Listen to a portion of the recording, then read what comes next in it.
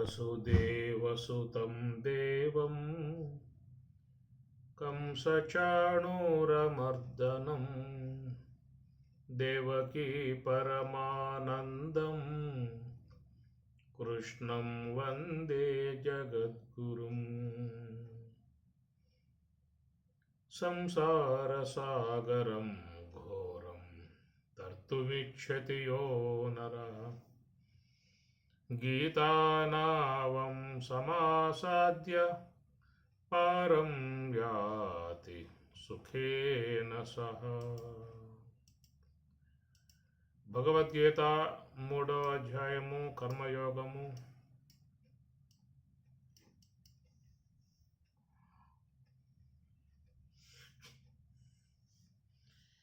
ఆవృతం జ్ఞానమేతేన జ్ఞానినో నిత్యవైరిణా కామరూపేణ కౌంతేయ దుష్పూరేణానలేన చ. ఇంద్రియాణి మనోబుద్ధిః అస్యాధిష్ఠానముచ్యతే ఏతైర్విమోహయత్యేష జ్ఞానమావృత్య దేహినం. తస్మాత్ త్వమింద్రియాణ్యాదౌ నియమ్య భరతర్షభ పాప్మానం ప్రజహిహ్యేనం జ్ఞాన విజ్ఞాననాశనం. ఇక్కడ ఈ కామం అనేటువంటి అంశము మీద స్వామివారు సవిస్తరముగా విషయాన్ని ప్రతిపాదన చేస్తూ ఉన్నారు. అర్జునుడు అడిగినటువంటి ప్రశ్న, ఎందుకల్లా పాపాలు చేస్తున్నారు లోకంలో? అనిచ్చన్నది ఎలాంటి యొక్క ఇచ్చ వాళ్ళకు లేకపోయినా కానీ పాపకార్య సంబంధం వ్యవహారం చేస్తూ ఉన్నారు.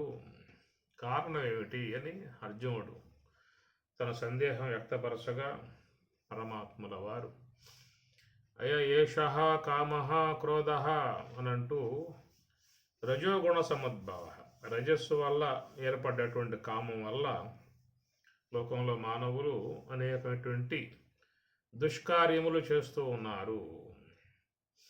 కాబట్టి కోరిక, కామం అంటే కోరిక అనేది అర్థం. కముకాంతౌ కోరటము అర్థం. మనం ఈ విషయం మీద గతంలో కూడా చెప్పుకున్నాము. కోరిక అనేది లేకుండా లోకంలో ఎవరూ కూడా జీవించే అవకాశాలు లేవు. అసాధారణం. ఎక్కడ ఉంటారని చెప్పనంటే, ఒకవేళ ఏమన్నా హిమాలయాల్లో మంచు కొండల్లో తప చేసుకుంటూ ఉండే వాళ్ళు ఏమైనా అంటే ఉండవచ్చు అని చెప్పి అనుకోవచ్చు. వాళ్ళకు కూడా కోరిక మీదే అడగబోయారు. హిమాలయాలకు పోయినా వాళ్ళకు కోరిక ఉన్నది. ఆ కోరికను రజోగుణ సముద్భవ అని అంటాం కంటే సాత్విక సముద్భవ అని చెప్పుకోవచ్చు. ఆ కోరిక ఎవరైనా లోకంలో ఏదైనా చేస్తున్నారంటే కోరిక ఉంటే కదా. తీర్థయాత్రలుగా పోవాలి, అది కోరికే. దాన ధర్మాలు చేయాలి, అది కోరికే. ఇతరులకు మేలు చేయాలి, గ్రామాన్ని బాగు చేయాలి, అందరినీ కాపాడాలి, ఇవన్నీ కోరికలో భాగాలే.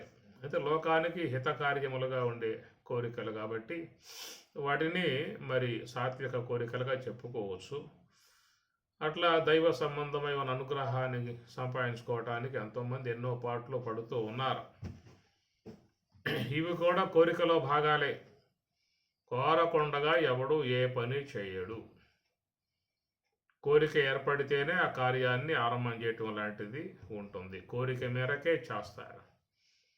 కాబట్టి ఇక్కడ పరమాత్మ ఈ పాప కార్యములు ఎందుకు చేస్తున్నారయ్యా అని అడిగిన దానికి రజోగుణ సముద్భవ కామ అనేటువంటి మాటను ప్రత్యేకించి ఒక విశేషణాన్ని జోడించి స్వామివారు చెప్పుకొస్తూ ఉన్నారు.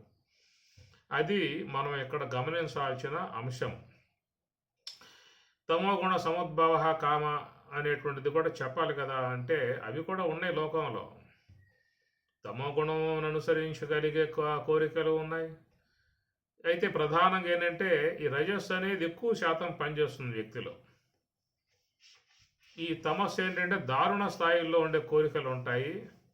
అది ఎక్కడో కొద్దిమంది ఎక్కువగా అనుకోవచ్చు. ఈ రజోగుణం వల్ల కలిగే కోరికలు సర్వసాధారణం.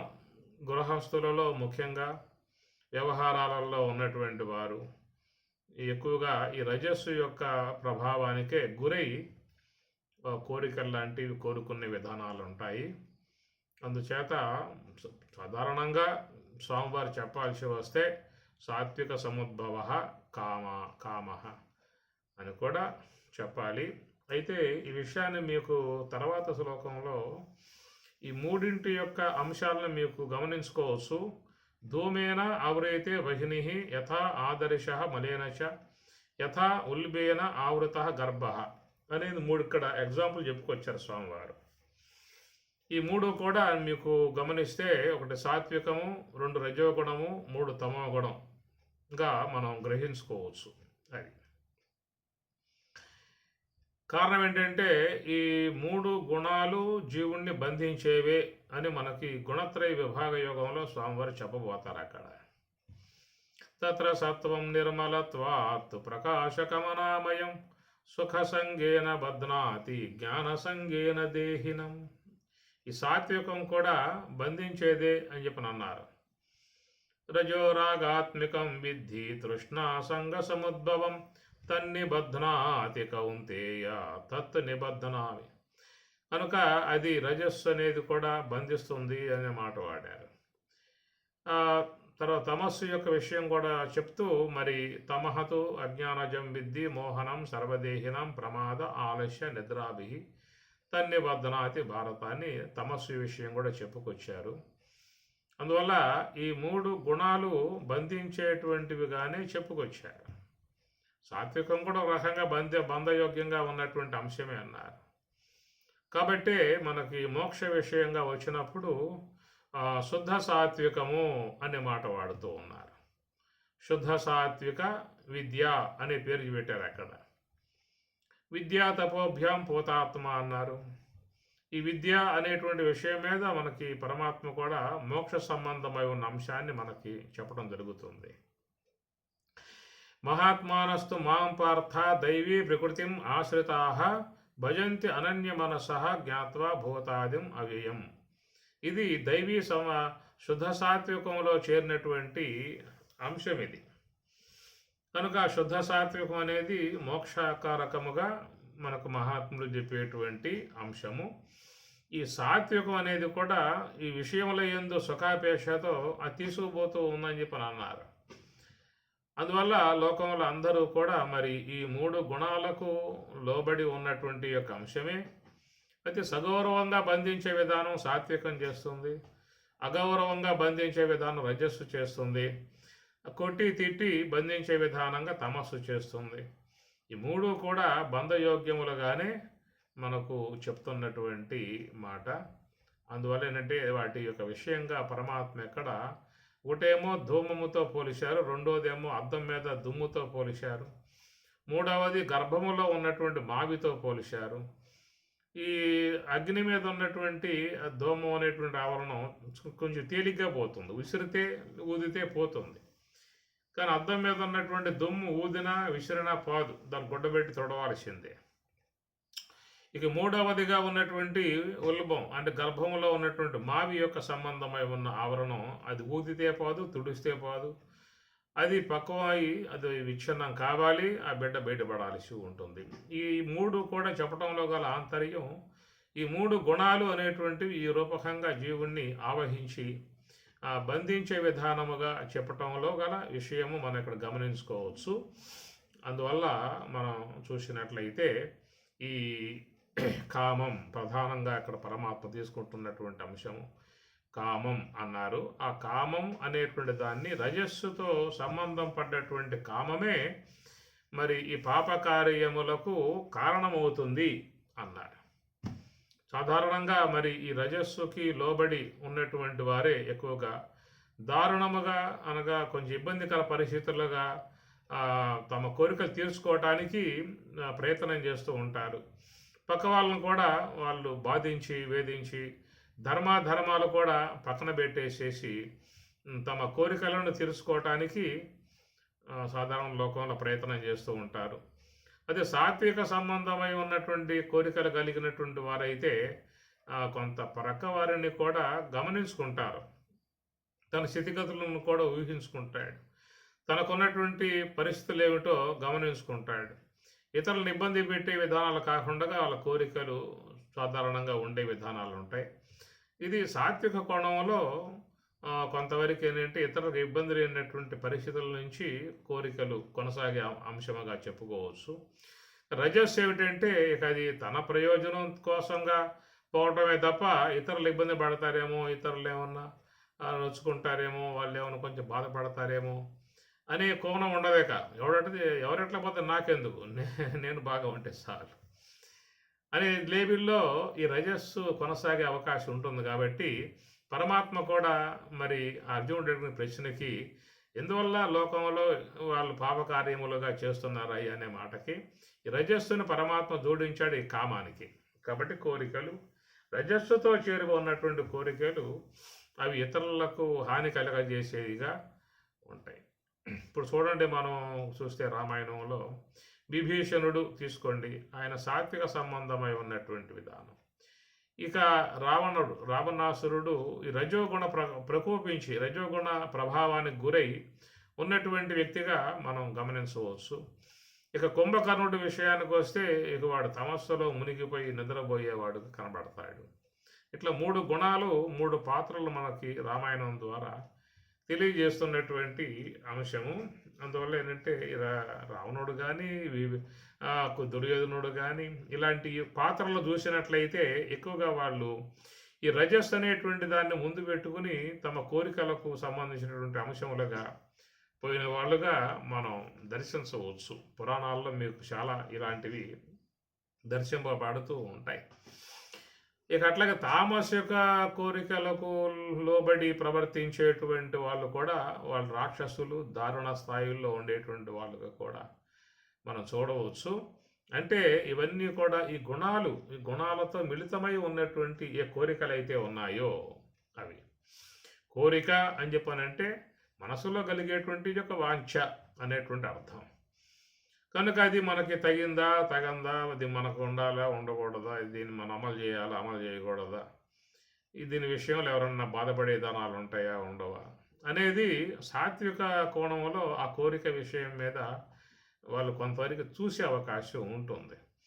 కానీ ఈ రజస్సుతో సంబంధం పడి ఉన్న విధానంగా ఏర్పడ్డ కోరికలు ఏవైతే ఉన్నాయో ఇక అది ఏమైందంటే వాడు బాధపడతాడా, ఇబ్బంది పడతాడేమో, ఇలాంటివి ఏమి ఉండవేక వాడి ఇబ్బందులు వాడి మనకెందుకు, మనకు తీరాలి అనేటువంటి ఈ లెవెల్లో పోతుంది. కాబట్టి ఇక వాళ్ళ ఆ విషయంలో వీడు ఎలాంటి మరి ఆ సంకోచములు లేకుండా వాళ్ళు ఏమైనా బానే కాక మనకెందుకు, మనకు ఉండాలి, మనకు తీరాలి అనేటువంటి లెవెల్లో ఆ రజోగుణంతో చేరిపోయి ఉన్నటువంటి ఆ ప్రకారంగా లాక్కుపోయే విధానం ఉంటుంది. కాబట్టి దానివల్ల నీకు కొంత ఇతరులని బాధిస్తే, ఇతరులని మానసికంగా హింసిస్తే, ఇతరులకి ఇబ్బంది కలగజేస్తే అది కదా దోషం చెప్పేది. పరోపకార పుణ్యాయ పాపాయ పరపీడనం అని చెప్పాను.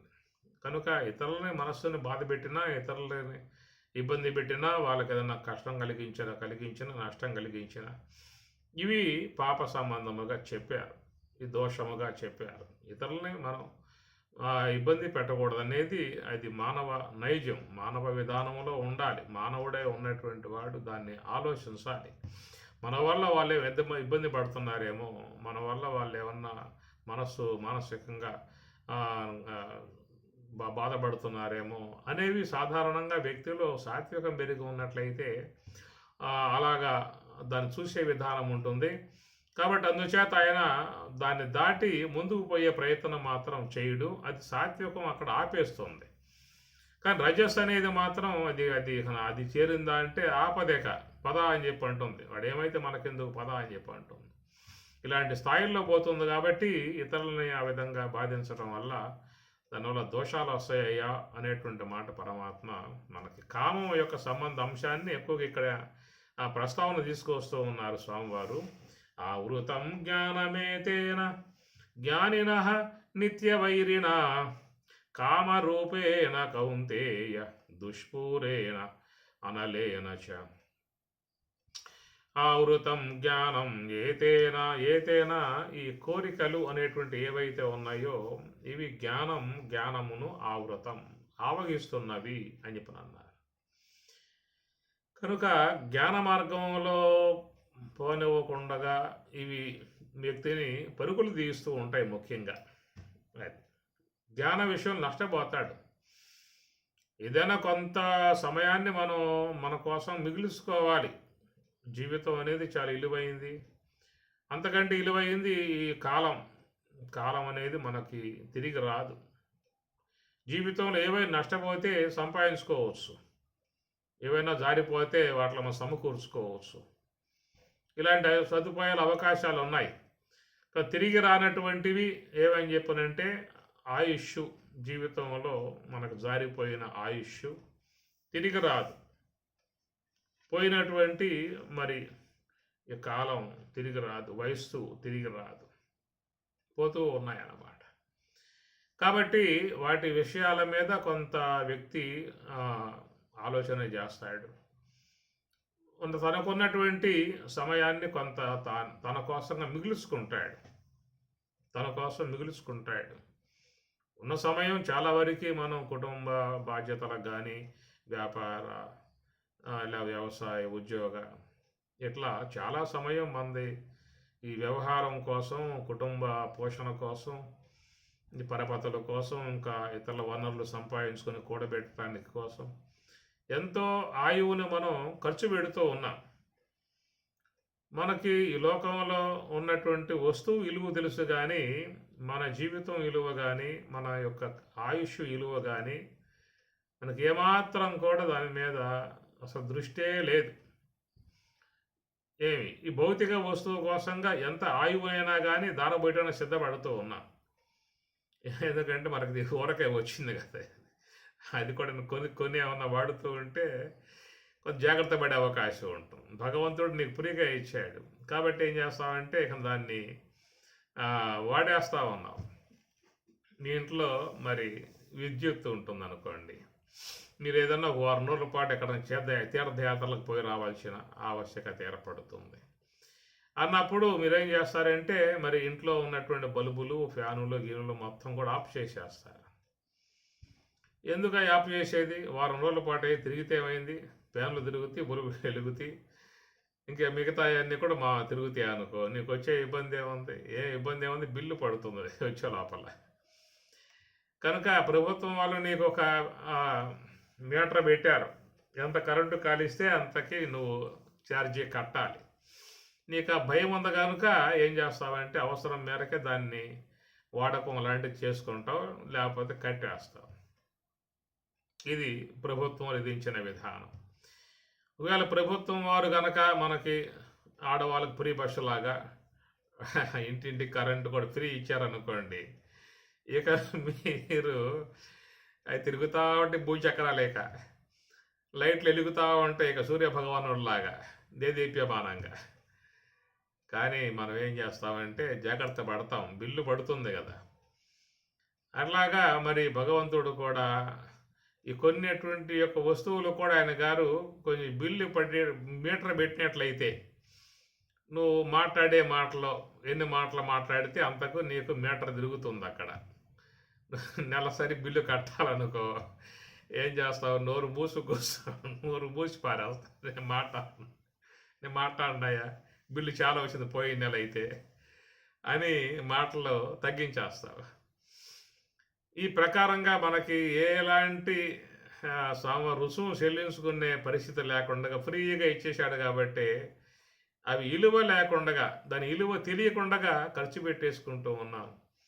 అది మళ్ళీ మనం ఏదైనా కొనుక్కోవాలన్నా కానీ అవకాశం లేని విధానం.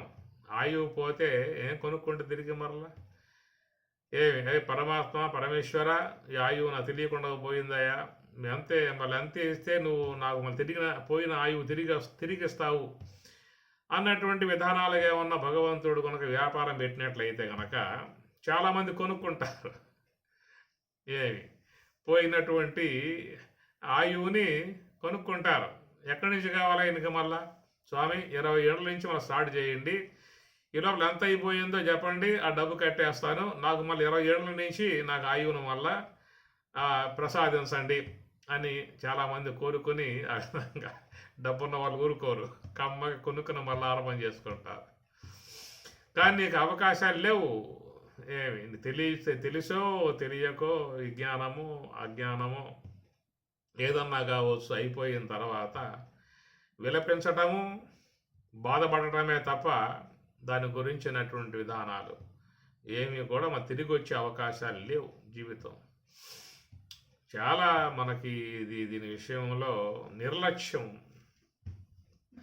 దాని తోడు ఈ ఒక పక్క పోతా ఉంది, కారిపోతా ఉంది.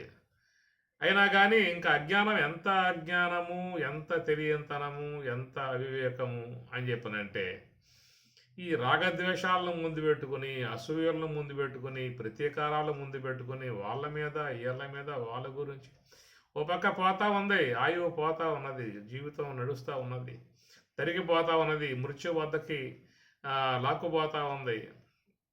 కానీ ఏమిటంటే ఈ మనకున్నటువంటి ఆయువుని ఈ రూపకంగా వాడేసుకుంటూ మనం చేస్తూ ఉన్న పరిస్థితి. ఇది ముఖ్యంగా గమనించుకోవాల్సిన అంశము. విజ్ఞత కలిగి ఉన్నటువంటి వారు కొంత జాగ్రత్త పడే అవకాశం ఉంటుంది. ఎందుకంటే పరమాత్మ కూడా జ్ఞానినః నిత్య వైరిణ అంటారు. ఎందుకు ఈ మాట ఇక్కడ వాడటం ఈయన గారు అంటే జ్ఞానులకే వైరా ఇది, అజ్ఞానులకు వైరి కాదా? కాబట్టి అజ్ఞానులకి వైరే, కానీ వాళ్ళు తెలుసుకోవటం లేదు. జ్ఞానినః, జ్ఞాని జ్ఞానినో జ్ఞానినః బహువచనం ఇది. జ్ఞానులు అంటే కొంత తాత్విక సంబంధమై ఉన్నటువంటి అవగాహన కలిగి ఉన్నటువంటి వారు ఈ విషయాన్ని కొంచెం జాగ్రత్త పడి ఉన్న సమయాన్ని ఏదైనా ధ్యానం కోసంగా, విచారణ కోసంగా, జపం కోసంగా, భగవద్ అనుగ్రహం కోసంగా వాళ్ళు దాన్ని ఖర్చు పెట్టుకునే విధానం చేస్తారు, జాగ్రత్త పడతారు. వాళ్ళు ఆయువుని వాళ్ళు సద్వినియోగం చేసుకునే ప్రయత్నం వాళ్ళు చేస్తారు. అందువల్ల ఇక్కడ పరమాత్మ చెబుతూ నిత్య వైరిన, దాన్ని వాళ్ళు వైరిగా చూశారు, శత్రువుగా చూశారు, దాని దగ్గర రానివ్వకూడదు అనే విధానంగా ఈ రజస్సు వల్ల కలిగేటువంటి కోరికలు కానీ, తమస్సు వల్ల కలిగే కోరికలు కానీ అలాంటివి ముందుగానే పసికట్టి అలాంటి సాధారణంగా దగ్గరికి రాకుండా ఉండేట్లుగా వాళ్ళు జాగ్రత్త పడి ఈ సాత్విక సంబంధమై ఉన్నటువంటి ఈ కోరిక భాగాన్ని వరకే వాళ్ళు తీసుకోవటం అనేటువంటిది జరుగుతుంది. అది గమనించుకోవాలి మనం. అయితే ఇక్కడ జ్ఞానినః మనకి రాబోయే శ్లోకాల్లో కూడా జ్ఞాన విజ్ఞానం 2 పదాలు వాడతాడు. జ్ఞానినః విజ్ఞానినః అనేది మన గీతలో వస్తూ ఉంటుంది. విజ్ఞాని అని చెప్పనంటే స్వరూప స్థితిలో ఉన్నటువంటి వాడు. ఈ స్వరూప స్థితిలో ఉన్నటువంటి వానికి ఇక దాని గురించినటువంటి ఇబ్బందులు అనేటువంటి వాడు దాటిపోయాడు. పరమావధి చిట్ట చివరి స్థానాన్ని చేరుకోవటం కారణంగా ఇక అతని విషయానికి అది వైరిగా చెప్పడానికి అవకాశాలు లేవు.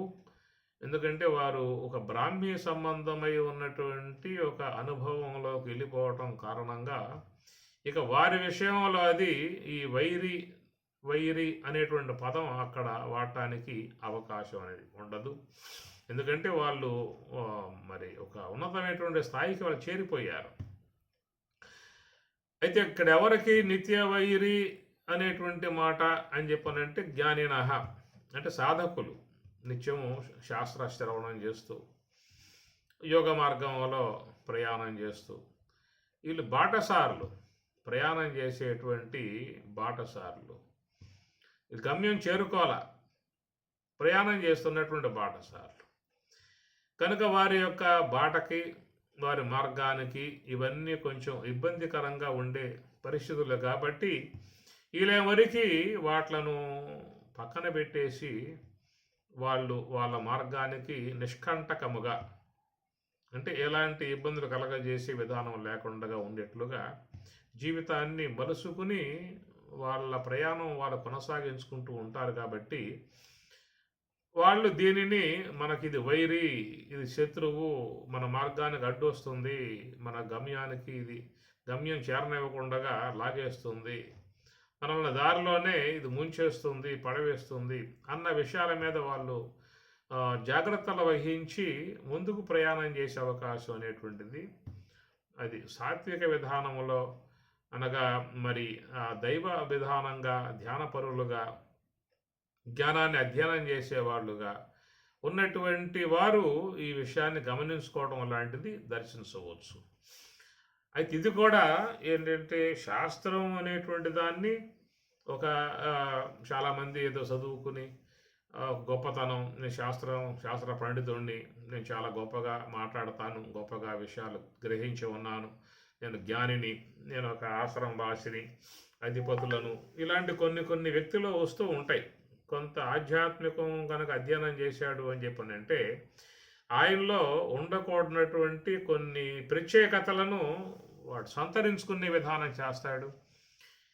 రెండోది, ఇది రావడం వల్ల 10 మందిలో గౌరవాన్ని పెంచుకోవాలని, 10 మంది చేత పొగడింప చేసుకోవాలని, 10 మంది చేత ఇంకేదో గొప్పగా ఎదగాలని చెప్పని, ఇవి చాలా మరి మనిషి అవగాహన లేని విధానం నుంచి వ్యక్తిలో ప్రవేశించేటువంటి అంశాలు.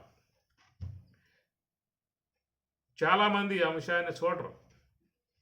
ఏదో కొంచెంగా శాస్త్రం వచ్చేసిందా అని చెప్పనంటే వాళ్ళల్లో అనూహ్యముగా వాళ్ళు తెలియకుండానే కొన్ని కొన్ని ఇలాంటి అంశాలు ప్రవేశిస్తాయి.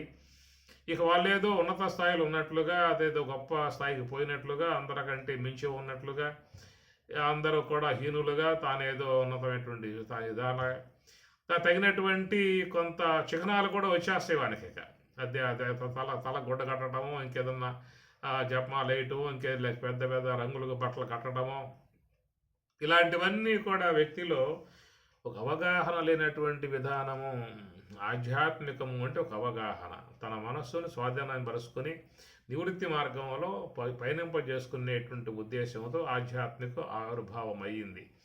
దానివల్ల కొంత వ్యక్తి తాత్విక సంబంధమై ఉన్నటువంటి అవగాహన తాను పొందింపజేసుకోవాలి. అట్లా పొందినటువంటి వాడే తన అవగాహన తనకు సాధనకు ఉపయోగపడే విధానంగా తాను నడవాల్సి ఉంటుంది. తాను తన ఉద్ధారకం అనేటువంటి అంశంలో ప్రయాణం చేయాల్సి ఉంటుంది. ఏదైనా తనకు తెలిసినటువంటి యొక్క విషయం 10 మంది ఎవరైనా కోరినట్లయితే వాళ్ళకి ఏదన్నా అర్థమయ్యే రీతుల్లో చెప్పే విధానాలు, ఇవి సర్వసాధారణమై ఉన్న విధానంగా సాగాల్సి ఉంటుంది.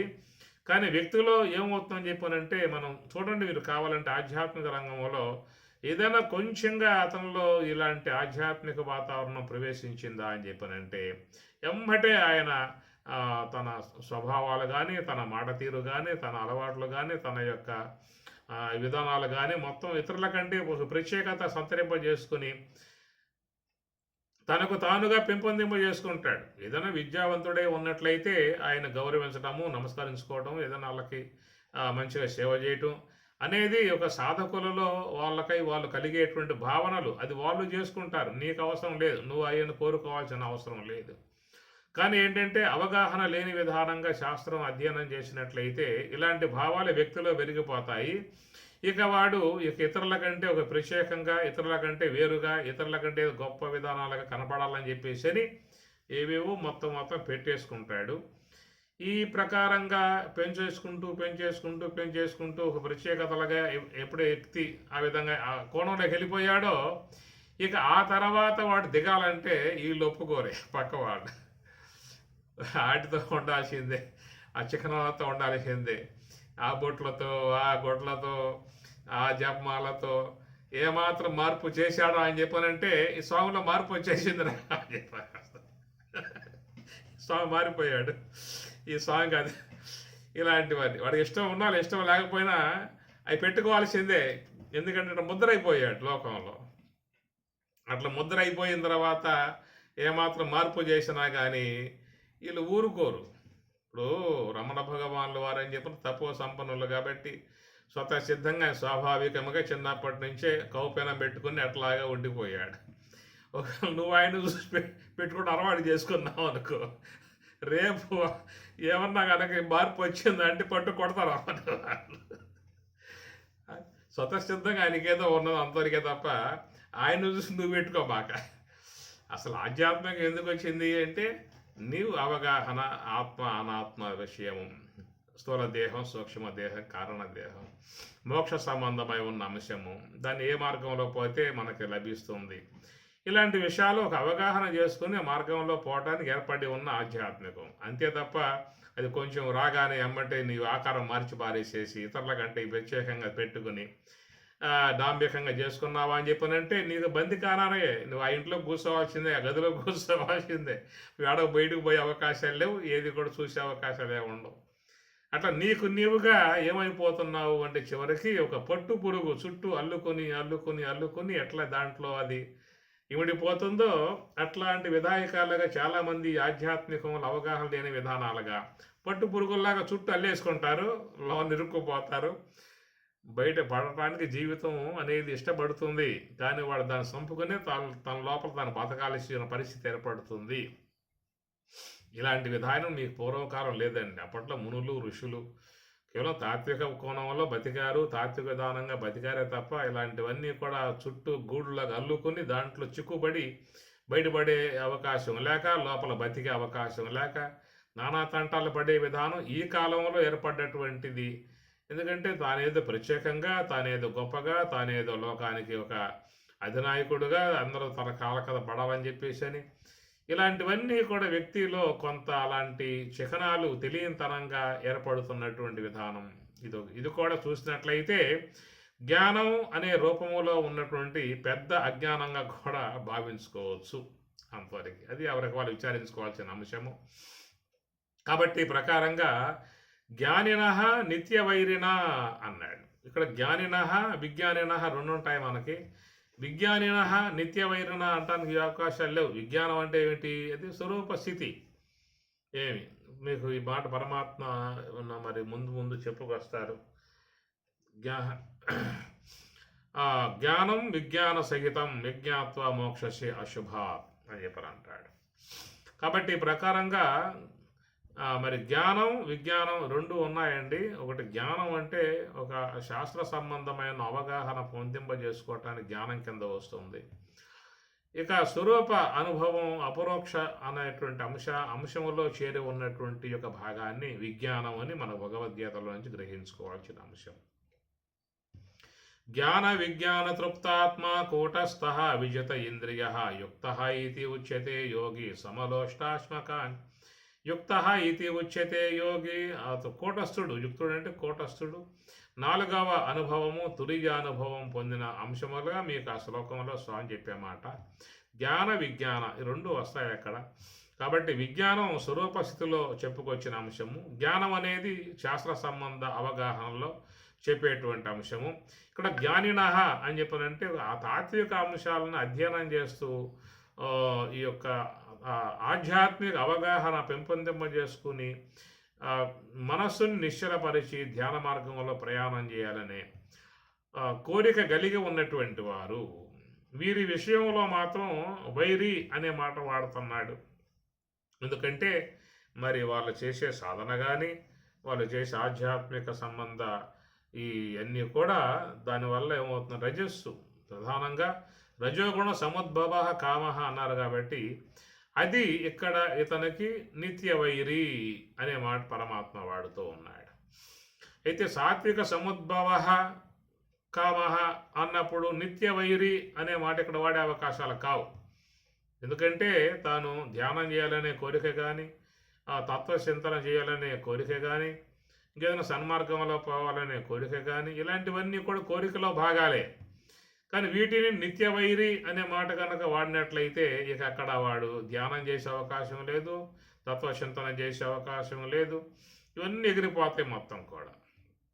కాబట్టి నిత్యవైరి అనేటువంటి మాట తీసుకున్నట్లయితే రజోగుణ సముద్భవ కామ అన్న తీసుకోవాలి, లేదా తమోగుణ సముద్భవ కామ అనేది తీసుకోవాలి. ఈ రెండు కూడా మరి సాధకులుగా ఉన్నటువంటి వాళ్లకు నిత్యవైరి అనేదిగా గ్రహించుకోవాల్సి ఉంటుంది. గమనించుకోండి, శ్లోకాల్లో మీరు అంత లెక్కపోయే అవకాశాలు మీకు లేవు. మీరు శ్లోకం చదువుతారు, ఇంకో రెండో శ్లోకంలో పోతారే తప్ప ఈ శ్లోకంలో ఉన్న విషయం ఏమిటి అని చూసే శక్తి ఉన్నటువంటి విధానాలు తక్కువ ఉంటాయి. గమనించుకోవాల్సిన అంశము. ఒకవేళ ఏమన్నా మీరు పోయినా కానీ కింద తాత్పర్యాలు ఉంటాయి. ఆ తాత్పర్యాల వరకే మీరు పోగలిగే అవకాశము. ఆ తాత్పర్యములు కూడా చదివారా? ఇప్పుడు 5 శ్లోకాలు అయిపోయాయా? అయిపోయాయి. ఓం నమ శివాయ, శాంతి శాంతి శాంతి మూసేస్తారు, పక్కన పెట్టేస్తారు. ఏం అవగాహన నీకు అయ్యిందయ్యా అంటే, ఇప్పుడు 5 శ్లోకాలు అనుకున్నాను, పూర్తి చేశాను, రేపు మళ్ళీ 5 శ్లోకాలు చదువుతాను, పూర్తి చేస్తాను అనేది ఒక యాంత్రికంగా మనస్సు ప్రయాణం చేసే విధానం లోకంలో చాలామందిలో ఉన్న అంశము. కానీ ఆ శ్లోకాలలో ఉన్నటువంటి మర్మం, ఆ శ్లోకాలలో ఉన్నటువంటి యొక్క ఆంతర్యం, భగవంతుడు ఇస్తున్నటువంటి ఒక అవగాహన, అంత లెక్క పోగలిగే శక్తి ఒకటి లేదు. రెండవది, అది చూడగలిగే దానికి ప్రయత్నం కూడా ఎవరు కూడా చేసే విధానం ఉండదు. కాబట్టి ఈ విషయాలు ప్రతిపాదన అనేది అంతతో ఉన్నప్పుడు కొంత గ్రహించుకున్నట్లయితే అది జీవితానికి మనం అప్లై చేసుకునే అవకాశం ఉంటుంది. జ్ఞానినః అన్నాడు. అజ్ఞానినః నిత్యవైరిన చెప్పొచ్చుగా స్వామివారు. అయ్యా కృష్ణ పరమాత్మల వారు జ్ఞానినః నిత్యవైరి ఎందుకు చెప్పాలయ్యా? అజ్ఞానినః నిత్యవైరి అని చెప్పవచ్చు కదా. ఎందుకంటే అజ్ఞానంలో ఉన్నవాడికి అది వైరిగా వాడు భావించడం. వైరి అనేటువంటి భావం వాడికి లేదు. ఏమి విషంలో పుట్టి పెరిగేటువంటి ఒక పురుగుకి ఇది విషం అనే విషయం దానికి ఎందుకు వస్తుంది? మురుగు కాలువల్లో పుట్టి పెరిగేటువంటి యొక్క జీవులకు ఇది మురుగనే భావం ఎందుకు వస్తుంది? అట్లాగా ఇలాంటి తామసిక రాజసిక సంబంధమై ఉన్నటువంటి యొక్క వాటిల్లో మునిగిపోయి ఉన్నటువంటి వాడికి ఇది వైరి అనేటువంటి భావం వాడికి ఎందుకు వస్తుంది? కనుక వానికి అది ఒక వాటి స్వభావాలలో ఉండిపోయారు కాబట్టి అది వైరి అనే భావం వాడికి రాదు. ఎలాకపోతూ ఉన్నాయి, ఆ మార్గాల్లో పడిపోతూ ఉన్నారు, వాడికి అది ఇష్టంగా ఉన్నది. ఇష్టంగా ఉండే అలాంటి దాంట్లో పోతున్నప్పుడు వాడికి వైరి అనే భావం వాడికి రాదు. ఎప్పుడు వస్తుంది అని చెప్పానంటే, ఏనాడైతే మరి జ్ఞాన మార్గం అడుగు పెడతావో, తాత్విక సంబంధమై ఉన్న అంశాలని అధ్యయనం చేస్తావో, ఇక ఆ తర్వాత గురువు ద్వారా మరి ఉపదేశాన్ని కూడా తీసుకుంటావుగా.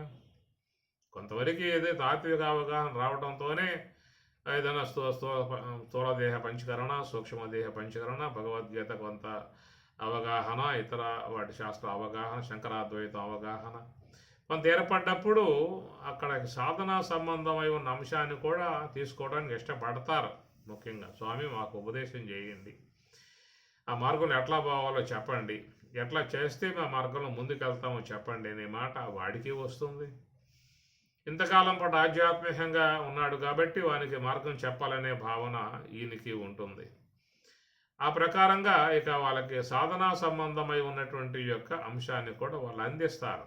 శాస్త్రావగాహన కలగజేసి ఆ తర్వాత సాధనా సంబంధమై ఉన్నటువంటి అంశాన్ని కూడా అందించడం జరుగుతుంది. కాబట్టి ఈ ప్రకారంగా ఆధ్యాత్మిక సంబంధమై ఉన్నటువంటి మార్గంలో ప్రయాణము, సాధనా సంబంధమై ఉన్నటువంటి ధ్యాన సంబంధమై ఉన్నటువంటి యోగ సంబంధమై ఉన్న మార్గము, ఇవి అవలంబించినప్పుడు స్వామి చెప్పిన విధానములో రజోగుణ సముద్భవ కామ, తమోగుణ సముద్భవ కామ అనేటువంటి ఏవైతే ఉన్నాయో అలాంటివి తన ఆధ్యాత్మికానికి ఇబ్బంది కలగజేసేవిగా ఉంటాయి.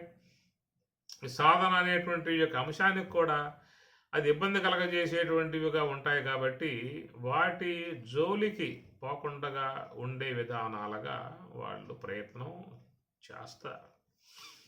ఇక అలాంటి వాటికి ప్రాముఖ్యత ఇచ్చారనుకోండి, ఇక వాళ్ళు జ్ఞానాన్ని పక్కన పెట్టాలి, ఈ సాధన కూడా ఇక పక్కన పెట్టాలి. ఏమయ్యా ధ్యానం చేస్తున్నామంటే ఉపదేశం చేశాను కదా అని చెప్పినట్టు, లేదు గురువు గారు ఇప్పుడు కాదులేండి, మీరు చెప్పారు నేను తీసుకున్నా కానీ ప్రస్తుతం ఉన్న పరిస్థితులలో ఇప్పుడు కాదులే, తర్వాత ఎప్పుడన్నా మళ్ళా దాన్ని జ్ఞాపకం చేసుకుంటాను, లేదా మీకు ఏదన్నా ఫోన్ చేస్తే మీరు వచ్చి జ్ఞాపకం చేసుకోండి అనే లెవెల్లో వచ్చేస్తారు.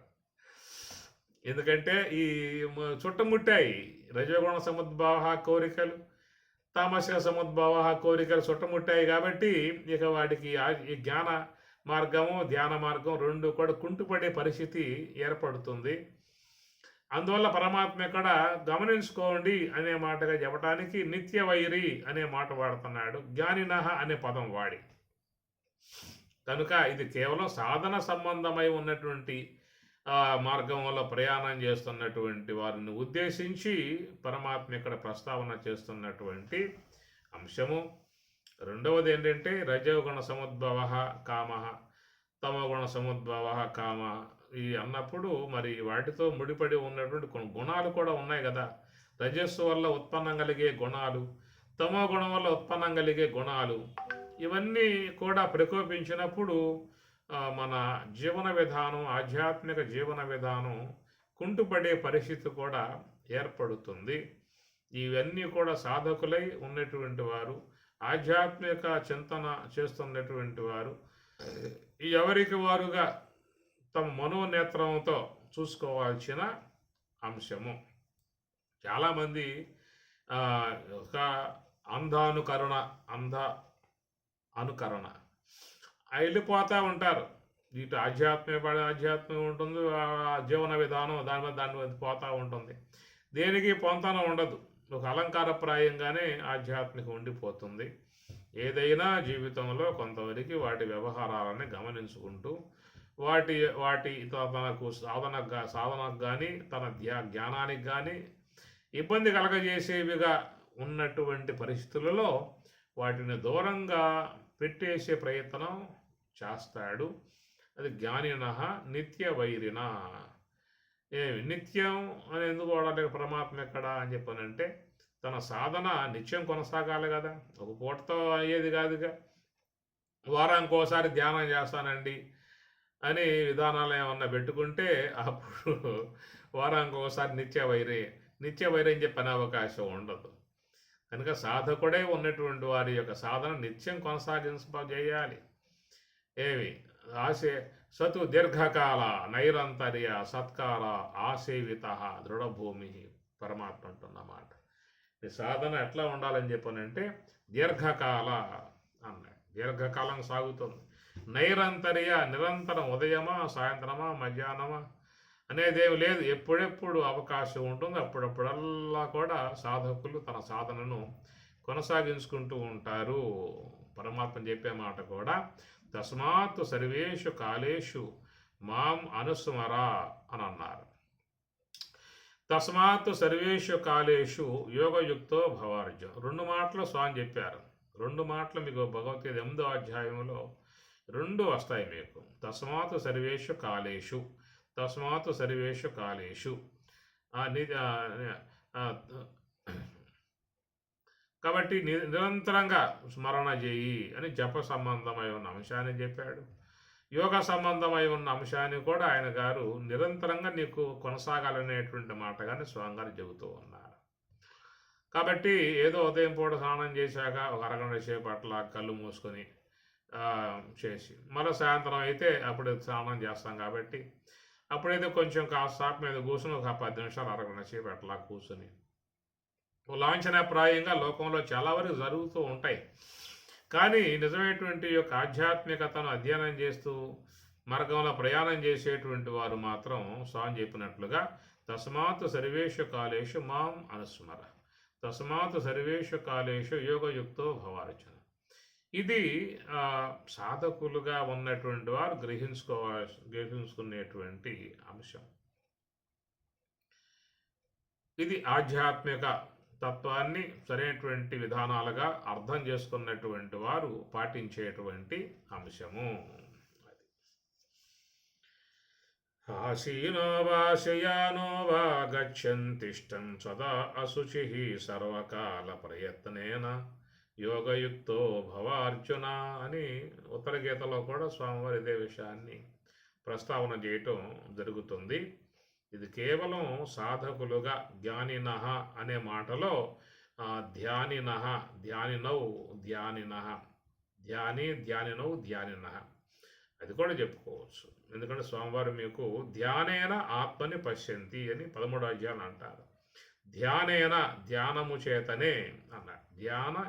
ధ్యానము చేతనే ఆత్మని తన స్వరూప విధానాలను పశ్యంతి దర్శించుకుంటూ ఉన్నారు అని స్వామి చెప్తారు. ధ్యానానికి అట్టి ప్రాముఖ్యత స్వామివారు చెప్పుకొచ్చారు. ఈ ధ్యానం గురించి మీకు అధ్యాయం అంతా మొత్తం ధ్యానం.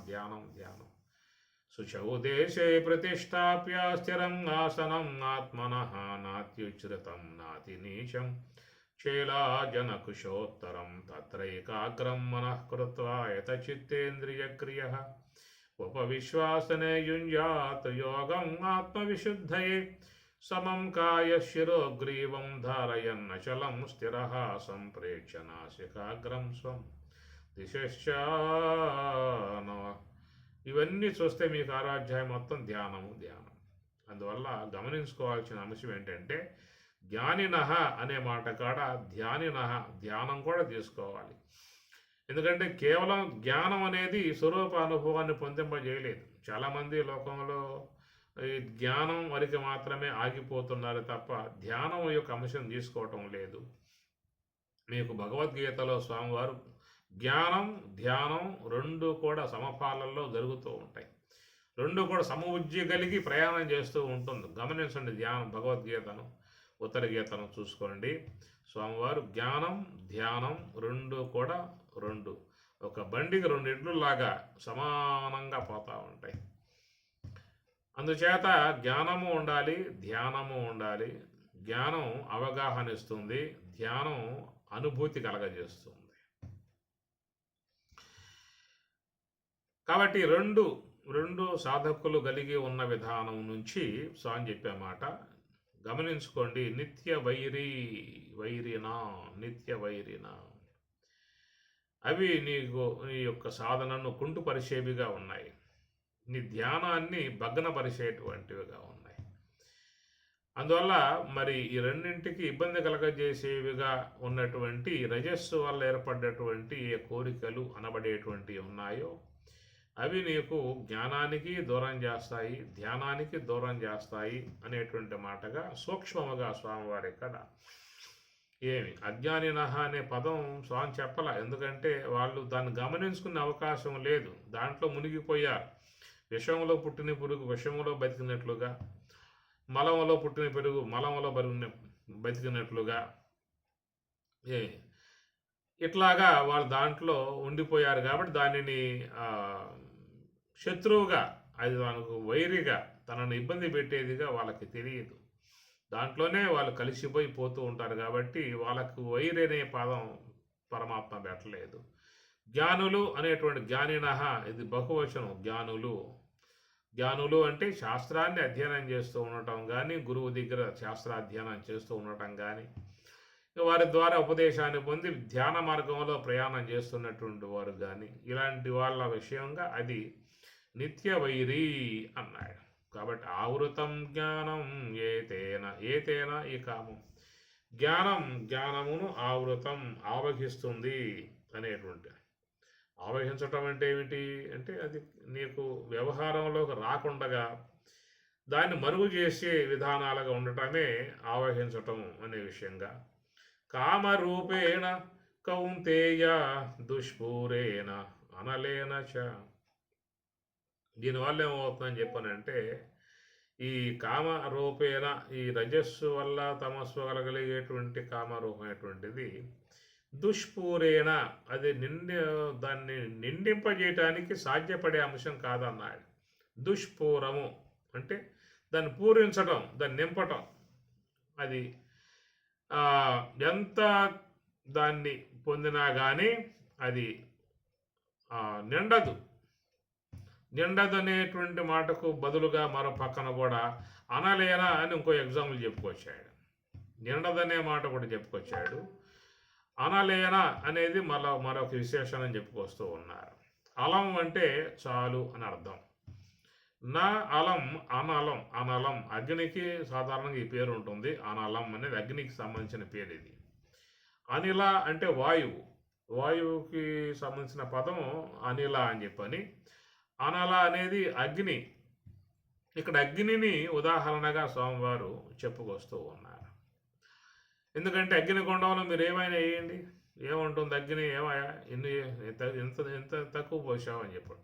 ఒక డబ్బా నెయ్యి పోయండి, ఓ డబ్బాయేనా అంటుంది. 10 డబ్బాలు పోయండి, 10 డబ్బాలేనా, ఇంకేం లేవా నీ అంతా పోయి కాక చాలు అని చెప్పని ఆయన గారు అన్నాడు. కావాలంటే మీరు పోయండి, పెద్ద హోమగుండం తీసి ఒక డబ్బాలు పట్టుకొచ్చి పోయండి, అది ఏమన్నా సార్ ఉంటుందేమో అడగండి, ఏమన్నా సార్ అని చెప్పాను. ఆ ప్రకారంగా అగ్నిదేవుడట చాలు అని చెప్పని అన్నాడట. అనడు కాబట్టి అగ్నికి అనలుడు అని చెప్పని పేరు పెట్టారు. దాన్ని ఇక్కడ స్వామివారు తీసుకువచ్చి ఈ కామం అనే దానికి జోడించి అనలేన చ అనలేన అగ్నిలాగా, ఇది కూడా మరి తృప్తి చెందే విధానం కాదు అన్నాడు.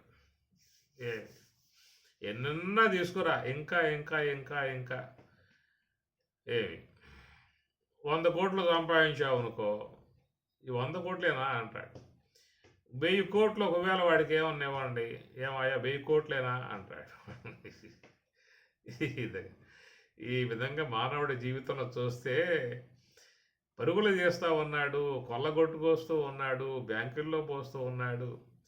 మళ్ళీ బ్యాంకుల్లో పోస్తే మళ్ళీ ఇన్కమ్ ట్యాక్స్ వాళ్ళు చిక్కుతామని చెప్పని ఇళ్లలోనే పెద్ద పెద్ద సొరంగాలు పెట్టి దాంట్లో అండర్ గ్రౌండ్లు పెట్టి దాంట్లో కట్టల పాముల కట్టలు దాచిపెట్టలేక పట్టుబడితే మన జైలుకు పోతాను భయంతో నిద్రపడి సావక అవస్థ పడేవాళ్ళు లోకంలో చాలామంది ఉన్న విధానాలు.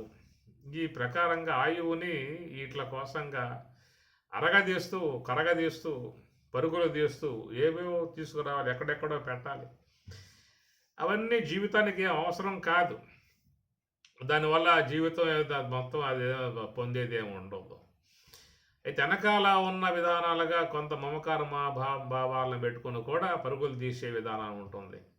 దీనివల్ల ఎంత ఆయువు నష్టపోతూ ఉన్నామో, ఎంత జీవితం నష్టపోతూ ఉన్నామో, ఎంత మన యవనాన్ని దానికి ఎరగా వేసి పోగొట్టుకుంటున్నామో అనేటువంటి విధానాలు తెలియకపోవటమే అజ్ఞానినః నిత్య వైరిన అనే మాటగా వాడే అవకాశాలు లేవు. వాడు తెలియదు, వాడికి వైరుగా తెలియదు, అది అట్లా పోతూ ఉంటుంది. దుష్పూరేనా నిండుతుందా అంటే నిండేది కాదు, అనలేనా తృప్తి పడుతుందా అంటే తృప్తి పడేది కాదు. ఈ ప్రకారంగా మానవ జీవితములు వీటి యొక్క విధానాలలో కర్పూరంలాగా ఆహుతైపోతూ ఉన్నవి, హవిస్సులాగా మొత్తం ఆవిరైపోతూ ఉన్నది. అంతా అయిపోయాక ఏం చేస్తాం? ఇంకా మృత్యువు దగ్గరికి వచ్చి పడిన తర్వాత ఏం చేస్తాం? అయిపోయిందిలే, పోవటం ఇంకేముంది ఇంకా అని చెప్పాను. మళ్ళా తర్వాత విషయం ఏమిటి, ఎవడ చూడొచ్చాడు, తర్వాత ఏమవుతుందో అనే విధాయకాలుగా ఇలువగల జీవితాన్ని, ఇలువగల ఆయువుని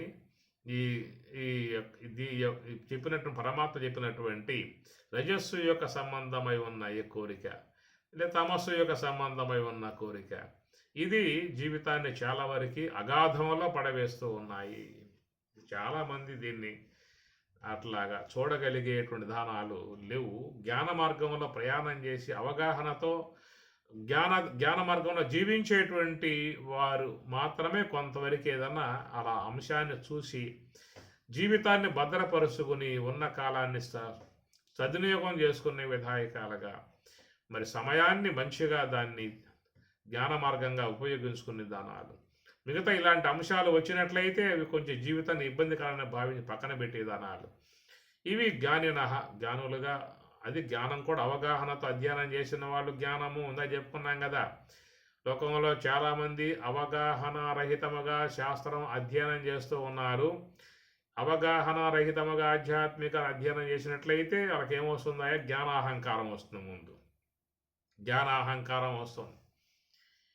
దీనివల్ల చాలా మరి ఒక లేని తనాలని ఉన్నట్లుగా అల్లిక చేసుకుంటాడు. ఈ పెద్ద పెద్ద పోజులు పడతాడు, పెద్ద పెద్ద విధానాలుగా వాళ్ళని చేస్తూ ఉంటాడు. దీనివల్ల తాను నష్టపోయే పరిస్థితి అనేది గమనించుకోకుండా పోవటం లాంటిది అవుతుంది. ఆధ్యాత్మిక కోణములో మార్గంలో ప్రయాణం చేసేటువంటి వారు, ఈ ఆధ్యాత్మికం అనేది మనం ఎందుకోసంగా మహాత్ములు ఏర్పాటు చేశాడు, దీని ద్వారా మనం పొందే ప్రయోజనం ఏమిటి, దీని ద్వారా మనం పొందాల్సిన అంశం ఏమిటి, దీని ద్వారా మనం చేయాల్సినటువంటి సాధన మార్గాలు ఏమిటి అని చూసుకుని జీవితాన్ని తన యొక్క స్థాయిలో తాను ఉంచుకుని మార్గంలో ప్రయాణం చేసి దానం చేస్తారు అవగాహన కలిగి ఉన్నటువంటి వాడు. అవగాహన రహితముగా అధ్యయనం చేసినటువంటి వాడు లేనిపోయినవన్నీ తలకెక్కించుకుని నానా అవస్థలు పడే పరిస్థితికి చివరికి చేరుకునే విధానాలు ఏర్పడుతూ ఉంటాయి. కనుక అవగాహనతో అధ్యయనం చేసిన వాడు మాత్రమే జ్ఞానినః నిత్య వైరిణ అనేది. కనుక దీని గురించి స్వామివారు కొన్ని విశేషణాలు ఇక్కడ దుష్పూరేణ అనే మాట ఒకటి, అనలేనచ అనే మాటలు కూడా వాడుతూ ఉన్నారు. అది తృప్తి చెందేది కాదు, అది నిండేది కాదు. ఎంతన్నా పొయ్యి దాంట్లో అది నిండదు, ఆ కుండ నిండదు.